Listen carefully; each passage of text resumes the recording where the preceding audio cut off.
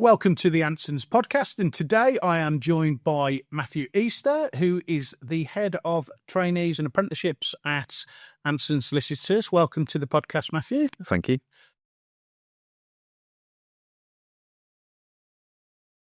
If I talk through what I did, which I think has been the sort of the lived reality of people qualifying as solicitors for a number of years, and then you can perhaps explain to me how it's changed, or certainly the degree that it's changed. So I did a degree. I did a part conversion course, because even though I did a joint honours law and politics degree, I hadn't quite done enough of the law modules to make that a qualifying course. So I had to do a conversion course that was known as a CPE. I then spent 12 months doing an LPC course, which was more based on the practice rather than the theory of law. There's some theory of stuff around accounts and around ethics and stuff like that, but there's a lot of practical. We were, pretending to do conveyances and all that sort of stuff.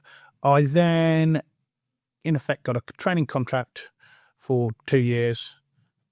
And after that, I qualified in January of 2004 as a solicitor. And that route, from probably like the 70s right the way through till 5 years ago, was the main route in for a lot of people, if they're going to be a solicitor, we're talking about. Yeah, that's right. And I think going back even further, I mean, some people still in the practice now would remember doing their article clerks, and then it would obviously change to the route that you did, which is the same route that I took as well. So I did 3 years law degree, 12 months LPC, into a training contract for 2 years. And as you said, that has changed over the last few years. So go on, what year is it now? When did you qualify? So I qualified in 2016. Yeah.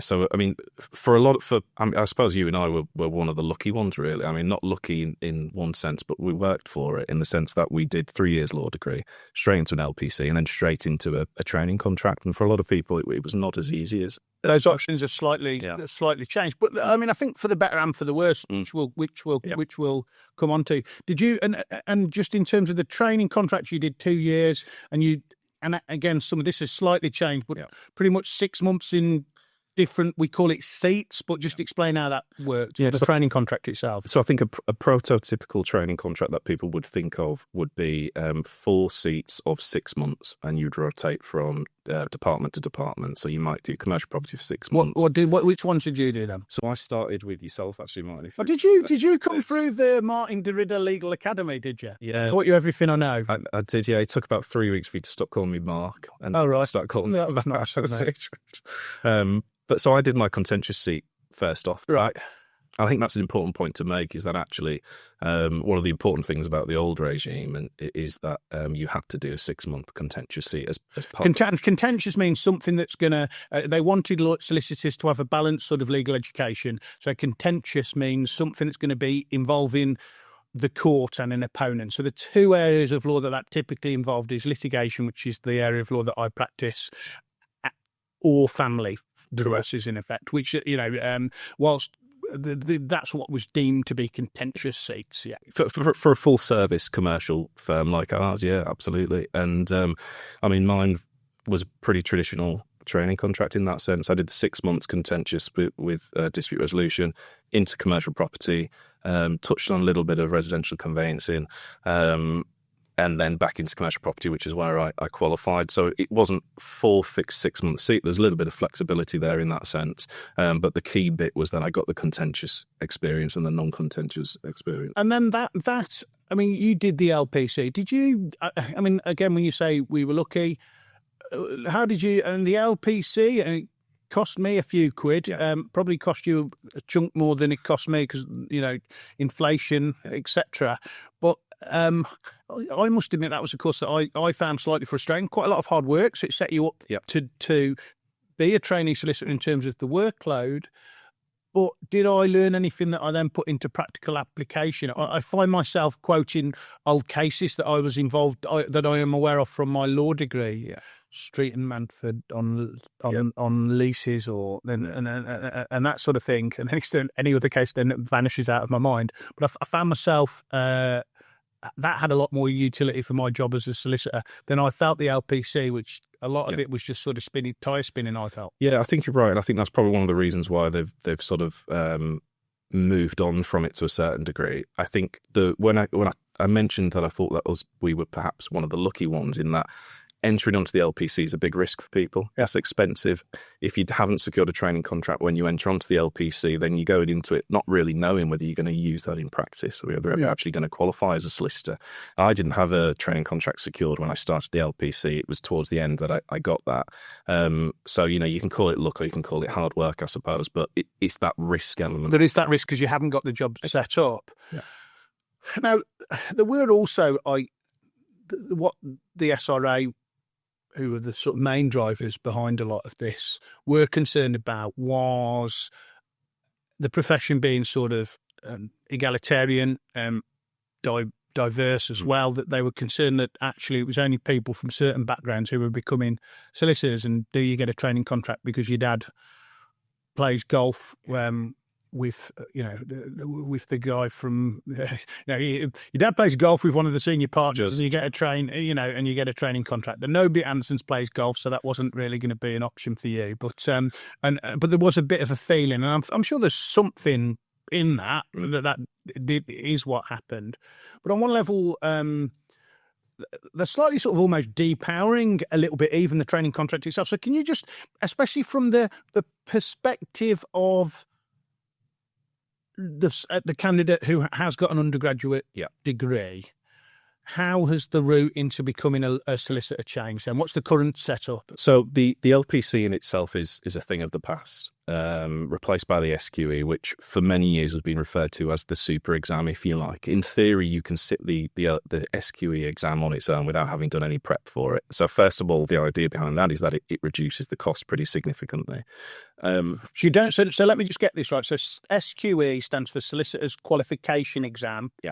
And rather than need to go on a 9 or a 10-month course, whatever the LPC is, if you've got the knowledge, you can just, whoever you are, no gatekeeping occur, reduce cost, you can sit the SQE exam, and that aspect of qualification as a solicitor is then complete. Yes. Yeah, absolutely. I mean, the fault with that, of course, is who is going to go and sit an exam without doing any prep. And of course, so there are lots of these preparation courses out there which you can do full-time or part-time in the same way you would. To get you ready to take it. Yeah, so they start to eight the same thing. But in theory, so they've slightly reduced the hurdle insofar as you just have to sit the exam. Yes. You can prepare for it and pay somebody to train you like you would a driving test. Yeah. But once you pass that driving test, you can drive. Once you pass that SQE, you are free, not quite to practice, but you've passed the sort of quasi-academic aspect of it. Correct. And then they've also slightly deformalised what came next, because what you would have heard solicitors talk about is this fabled training contract, and that would be quite a commitment from a law firm to say, I'm giving you typically 2 years training, perhaps with traditionally those 4 different seats. Quite a commitment from the law firm in some respects, because until somebody starts working for you, it can be difficult to assess, what they're going to be like. But that has changed, or is this just a change of language? Because it's called something different now, and it's a little bit more loose in terms of what you need to do. So can you explain that? Yeah, so it's a wholesale change, really, because in theory what we had previously was that you'd have people who would go to a law firm and become a paralegal, for example. So they're effectively providing legal services, and they're getting legal training in that role, with a view to then potentially getting a training contract down the road. Those people would be getting value training that they'd be giving legal services effectively in those types of roles, but it wouldn't be qualifying them that time served. Yeah. And this is because it wouldn't be the training contract. They would then still have to do a training contract. Exactly. They might be able to use a little bit of that time to knock the length of the training contract, but they would. Correct. So now this is where this term qualifying work experience has been brought in to move away from that traditional training contract. So provided you have your SQE, you've passed your SQE 1 and 2. Yeah. So it's 2 exams. 2 exams. Yeah. Provided you've passed them, you need 2 years qualifying work experience to then qualify as a solicitor. And that qualifying work experience can come in a variety of different roles. So, people such as Anson's, for example, will still offer a trainee solicitor role, but it won't be structured as a traditional training contract as such. It will be a role that the firm offers that will be providing them with the opportunity to obtain that work experience. Yeah. But likewise, someone who is in a paralegal position, and there's lots of weird and wonderful different names that you can give someone in a role, but provided they are in a role giving legal services. Providing legal services. And it's up to them, actually. So again, it's just this elimination of the gatekeeper. So first of all, when it's the LB, you don't need to sit on this course with a lecturer and a tutor and all of that sort of everything that goes around then. If you've got the knowledge, you can just sit the SQE test. It's similar to the American situation when they talk about passing the bar exam, and I think in some respects that's where it came from. Then after that, yes, you do need to have sufficient legal experience, but actually, as an individual, I can be the judge of that myself now, can't I? Yes. So if I then went to work as a paralegal, then they're not interested in taking me on as a solicitor, but I went in any kind of law firm.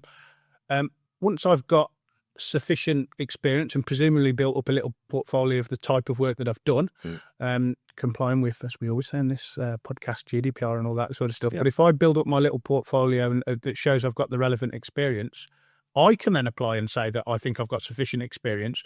And the law firm gatekeeper just falls away from that completely, don't they? To a certain extent, it's the candidate will drive the application process, and they'll drive that qualification process themselves. They do have to have a portfolio of work to evidence that they've got that. And no doubt the law SRA is going to be in touch with you or whoever the person is. Yeah, exactly right. And whoever. The process actually doesn't require the law firm that they got that work experience at to sign anything off, provided there is some evidence there that they had that work. So what this is in effect doing then is a lot of the formality that was there before has been pulled away and replaced by sort of candidate-centred approach in some respects, where you, without need to go on some long course, you can get qualified in terms of the academic element if you pass those two tests. You then can get the experience and apply independent of whoever you're working for, and then you can be a qualified solicitor and be entered onto the role of solicitor. Yeah, there are checks and balances that go along with that, obviously, and the SRA will deal with that themselves, and if contact needs to be made with people to verify certain pieces of information, then it will do. But what it does is you've got career paralegals, people who are sort of stuck in that cycle of never actually getting the qualification to achieve that training contract, and there's a place for big teams of paralegals at certain types of firm that will grind out certain work, and there's always that promise of a training contract, maybe next year.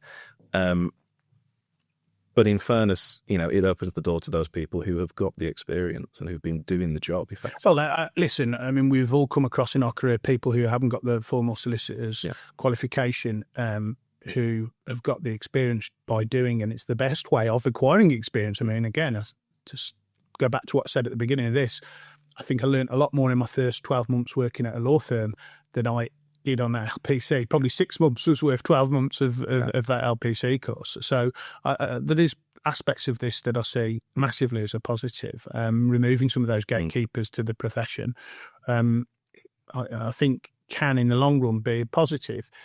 At Anson's, the structure of what we now offer, I'm talking at people with the degree, and we'll come on to some of the other routes in a second. But for people who've gone and got a law degree,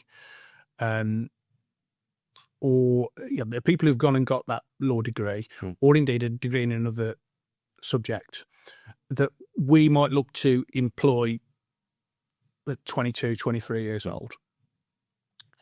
Typically, actually, we will often initially engage them as a paralegal, though, right? Yeah, absolutely. And I think that's, going back very briefly to the old regime, if you like, you mentioned it before, is that I think you could have 6 months, what they used to call time to count. So if you were in that profession, providing legal services, getting that training, you could have 6 months off your 2-year training contract. If you've done a year of it, by the way. So it was like buy one, get one free, wasn't it? In terms of time. Yeah, absolutely. So what this does is it changes things slightly in the theory that you could be doing a paralegal role for 2 years. And Anson's, I think the focus from our perspective is that when a candidate knows that they're in a trainee solicitor position, and when the employer, Anson's, knows that they're in a trainee solicitor position, then the quality of training can be kept to a high standard. Everybody knows where they stand in respect of that level of training.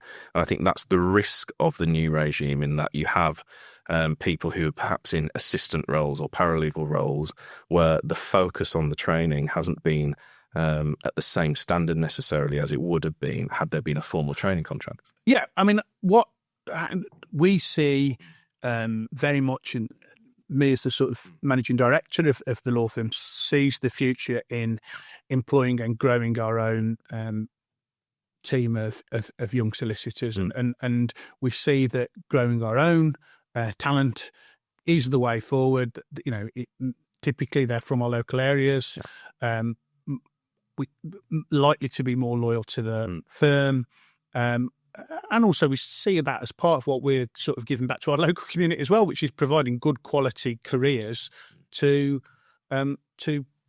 people in the local communities that surround the firms where we've got those offices. And we very much see over the next 4 or 5 years ramping up the number of people who we would like to get qualified as solicitors within our practice. Now, how we typically do that is we will engage paralegal legal assistance roles with a view that that person could, in due course, become a solicitor. They might start helping in the department with some of the scanning or opening files in our resi team or closing files in our resi team, but we will hire that person thinking, actually, this pans out. We're hiring them with a view that we'll review it after 6 months, and if it's working out, we will then put them on we're still calling it that. I'm sure the SRA are going to tell us that we can't anymore, but our trainee solicitor pathway, which will then involve qualifying work experience, and we'll try and be quite deliberate by giving them a breadth of experience. We'll still try and give them some contentious experience, and our aim is to get them by the end of their training contract, not to just completely be narrow as a resi lawyer or a commercial property lawyer or a dispute lawyer, to have had a good broad period of work experience, and with a view that at the end of that 2 years, which can entirely include that period where they were assistant at 6 months at the start, that they can then qualify, hopefully in the area of law that most interests them, and assuming that we've got a space in that area. Absolutely. And I think the key there again comes back to the qualifying work experience. You know, people will move into roles within firms who are graduates who might, just to get a foot in the door, and Anson's is the same as other firms as well, they'll come in an assistant role, which is purely admin. And if it's purely admin, then arguably there might not be that qualifying work experience. But in many respects, it's up to them to make of that what they will. I think we're quite good at recognising quite early where those people sort of have what it takes to move forward into a qualifying work experience type. Well, hence we're kicking the tyres, aren't we, in that first 6 months to see, and some of that will be, have they got local ties? Yeah. Do they want to get involved in some of the other stuff that the firm is doing from a business development, from a charity perspective? Maybe do they want to? I haven't had one yet on one of our paralegals on the podcast, but I'm sure at some point we will. Yeah. And that's what we're trying to say during that 6 month period. Do we think they've got what it takes that they could work with us, get the whole way through that pathway, and still be here in 10 years' time, like yourself, right? Yeah, absolutely. And for a firm like Anson's, where yes, we do work nationally, we do work regionally, but we do a lot of work locally as well. You mentioned there about having local connections, but also having the social skills to get out and business develop. I mean, that's a huge part of the role. And some people on paper, they can have a first from Cambridge, but have that little bit of extra je ne sais quoi, or whatever you want to call it. Je ne sais quoi. That's the first time a man from Hull has started speaking in French on the podcast. But I mean, I think that's right. I mean, I think that we're about to go through change in the legal profession. Yeah. Now, again, it can get exaggerated, but AI and computerized workflows are coming.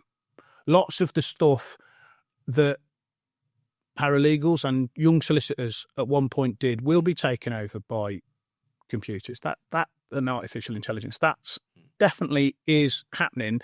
I suspect that some of it will take longer than people will think to properly be implemented, but the hours and hours of a paralegal doing document review on a corporate transaction, there's no future in that. Yeah, it's also a fairly boring thing as an individual to do as well, right? Yeah, I think that what we want to develop young lawyers to do the one thing that computers can't do.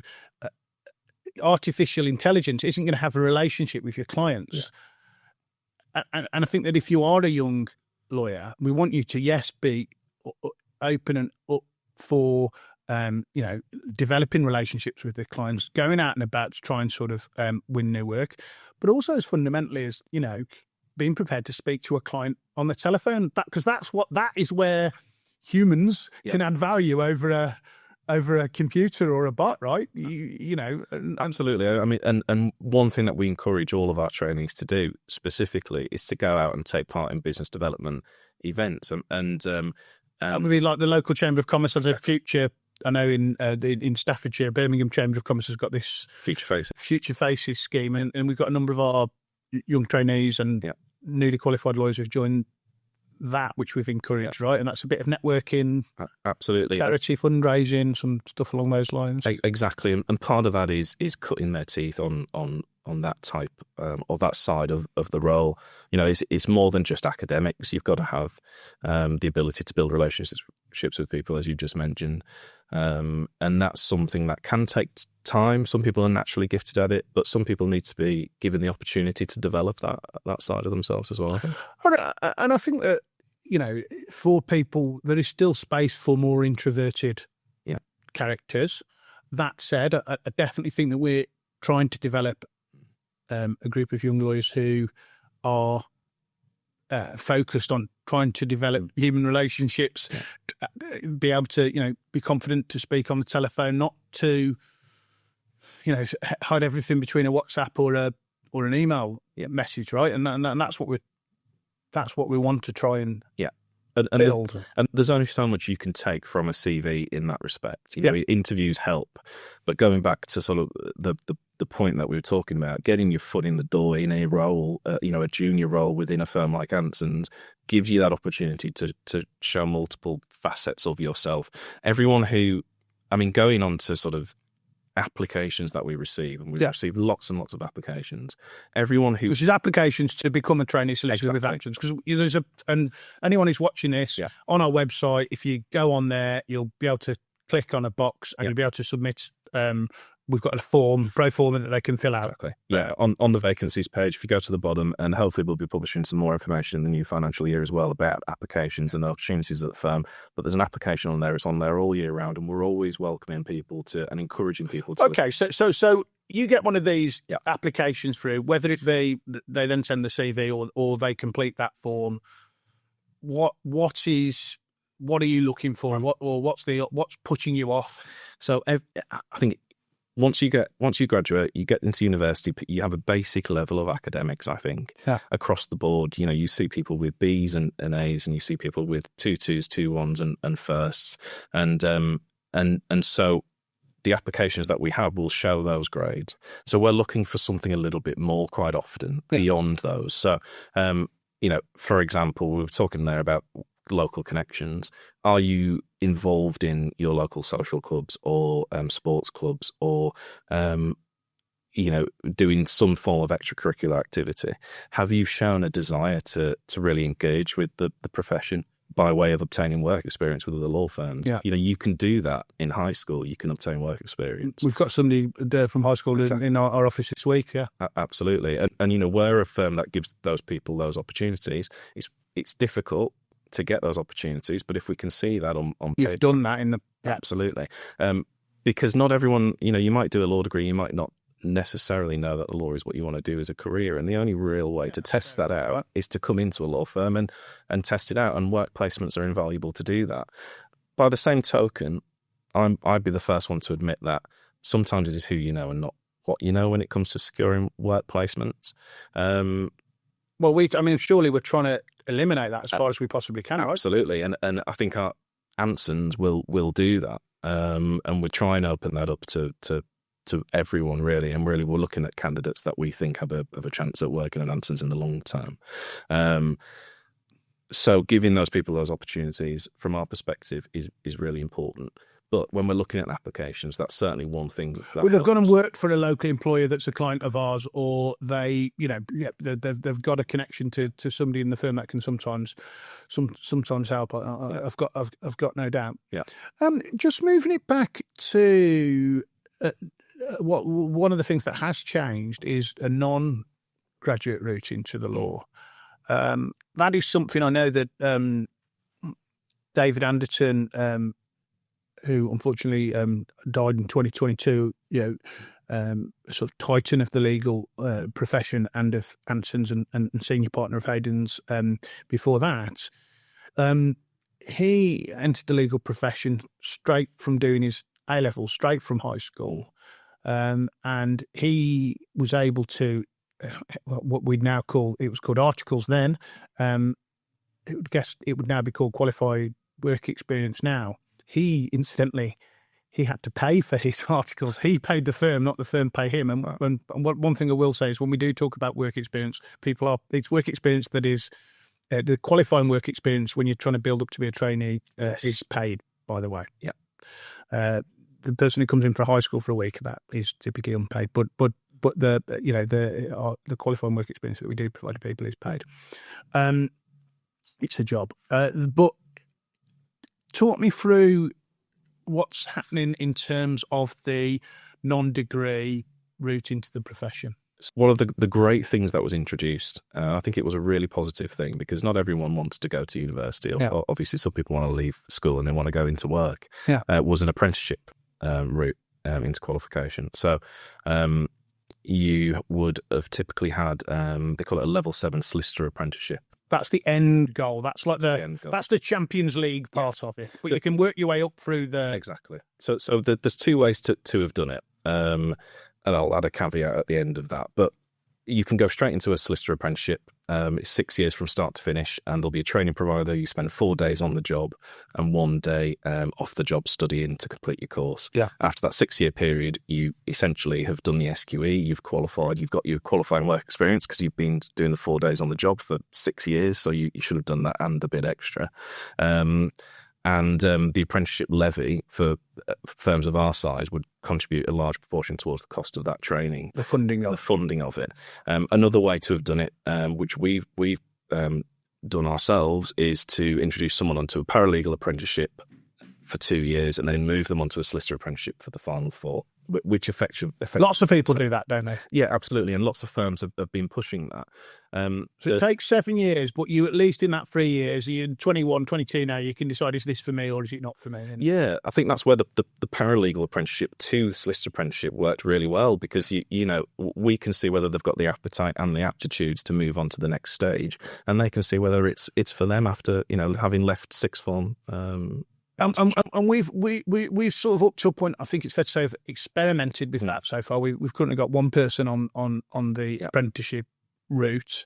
And in that respect, there is something of the government sort of looking to get out of funding the last part of that, the level 7 part of that, which I think in some respects is unfortunate. That won't necessarily mean it just disappears. It's just how it's funded. I think they're turning around to law firms and saying, well, hang on, guys, you should be paying for this. Right? Yeah, absolutely. Perhaps that's fair enough. I think it is. Well, it is and it isn't. I think it's an easy target, isn't it? Sort of looking to cut costs. Yeah, you go after the law firms and the lawyers, don't you? I think is the first place you start, and the accountants and the rest of the professions. What it did was it created a genuine pathway for people who perhaps didn't have the financial background to go and do a university degree. Which is what, in terms of allowing access and to have solicitors from all sorts of different backgrounds, that is lowering one of the hurdles, and it's an important part of it, right? There's a bit of watch this space because they've announced that they're likely to cut the funding. Not been 100% confirmed, but again, that doesn't mean that the route doesn't exist anymore. It just might mean that less law firms are doing it because it's going to cost them more. I'd like to think it's something that we're going to look to still offer as a route to qualification. And there are different ways you can to do this as well. It's specifically the level 7 funding that they're looking at potentially cutting this year, and they'll make an announcement. We thought it was going to be in January, but as tends to happen, these things get pushed back down the road. The other way, of course, coming into the profession, when I say the profession, I mean the legal profession generally, is chartered legal executive. Yeah. Silex, you'll often hear people called ILEX or Silex, and we've got a number of people. I did want to come on to that because an important part of our team are people who've got a different type of qualification. Traditionally, actually, these were people who worked in a law firm as secretaries, and then the law firm, including ours, would then offer a route to a different form of qualification of the Institute of Legal Executives. And I guess the Silex means Chartered Institute of Legal Executives. And they can do all the things. They can charge the same, earn the same, have senior roles in the business. It's just a different body that is regulating them, and it's a slightly different pathway, slightly more informal. Yeah, albeit people do still tend to do a course, don't they? Yeah, so their exams are the, you have to create portfolios, which I guess is the difference between what we did. Although, when you go to university, you're doing written work that you're handing in for marking as well. So it is more on the job training, and it is a longer process, I suppose, for some people, because the course will be done part-time alongside your actual work. But we support people to do that. As you say, we've had, heads of department, we've had partners and directors who have come through this route and are excellent lawyers. And I think historically, maybe more, there was a bit of a snobbery around it. Yeah, comparing the two professions as if they were separate. But as we know now, they're not separate. They can work hand in hand together. So we offer, we have someone at the moment who's an apprentice chartered legal executive. Yeah. And again, the course in many respects is similar to the solicitor apprenticeship. It does differentiate. She has one day off a week on study leave, and she does that. And then we've also got people who are working through sort of part-time evening, I think the courses are, but they can do them as slowly or as quickly as they want. I know that formerly a secretary in the dispute department has been working on her course over 5-6 years now, and has been ticking off the different modules, but has done it at their own pace and isn't too far off having been completely qualified as a Silex. And I think that's part of our ethos of grow your own. Everyone's path into the law isn't going to be the same. Some of them will come through to us and they will start as secretaries or office juniors, not necessarily thinking that they're ever going to be a lawyer. But over time, you find that after 3 years of doing that role, that actually they've got a spark for this profession. And there is a route for those people, and Anson's will back them and have backed them, and will continue to do that. Just bringing it back right down to the other end for a second then.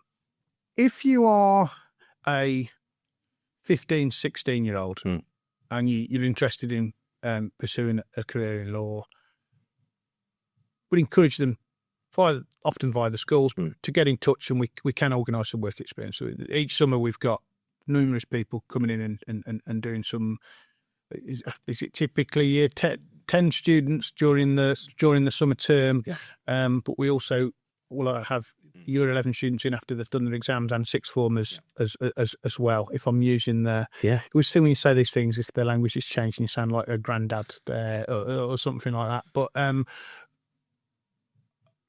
clearly the only way of seeing if it's for you is to come in and do a week with us, and we're happy to offer that. Yeah, we are indeed. I mean, what I would say is we are inundated every year with these applications, and that's great, because it means that you've got local communities who are engaged, and that you've got people who want to come into the profession. Yeah. We can't offer everybody those roles, but likewise, we want to encourage them to apply and to see whether those roles are available, and we will do our best to make it happen for people. And some of our colleagues in other firms will offer them too. So I do think that if you are looking to do that, that is a great way of getting some work experience. Is a great way of. We typically now do a 1 week, don't we, rather than a couple of weeks, because just so we can fit more people in. Then again, if you have decided that is for you, at the age of once you're 18, we're interested in speaking to you, aren't we? Yeah, If you consider that career in laws for you. yeah, I think that's right. And as I say, there are roles that are available for those people. If you don't want to go into university, but likewise, if you do, then we'll stay in touch and we'll arrange for you to come back on work experience throughout, the summers that you have off or the Easter break or whatever it might be. Those are the kind of long-term relationships which are really valuable to us. And as I say, likewise, there's apprenticeship roles for people who are just coming out of school as well. So there's multiple routes in. As you've said there, quite often it's important to try it before you make the decision in the long term. Yeah, no, exactly that. I mean, it's important for both parties, right? That we only want people on that pathway who want to be on that pathway and are going to enjoy a career in the law. We think that a legal career can be rewarding. Yeah. Mainly in terms of sort of doing sort of intellectually challenging work, helping people out and earning a good living. And that is definitely one of the ways that we give back to our local communities, which we practice is by offering good careers where people can earn good money and have a career that is fulfilling. Yeah. Okay, well, listen, Matt, thank you for coming today. And if people are interested from work experience to training contracts, whatever we're calling them now, trainee work experience, it sounds the wrong way of expressing it, really, but it'll get more comfortable in time, I think. Qualifying work experience, I guess. At whichever level, really. How do they get in touch with you? Via the website is probably the best way. Yeah, so my details are on the website. As I say, look at the vacancies page towards the bottom. We're hoping to publish more detailed information about routes into qualification with Anson's as well. So just watch this space. But if you do log your details with Matt via the website, you can forward that on in due course when it comes. And that's what www. What's that? Too many W's there. Ansons.law. Yeah. Absolutely. Yeah, it's pretty easy to remember and easy to spell than solicitors. But I guess if you are wanting a career in solicitors, being able to spell it's probably pretty much a precondition. Yeah. Well, listen, Matthew, I think that a lot of people who watch this will find this very useful. Thank you for coming on. Thank you.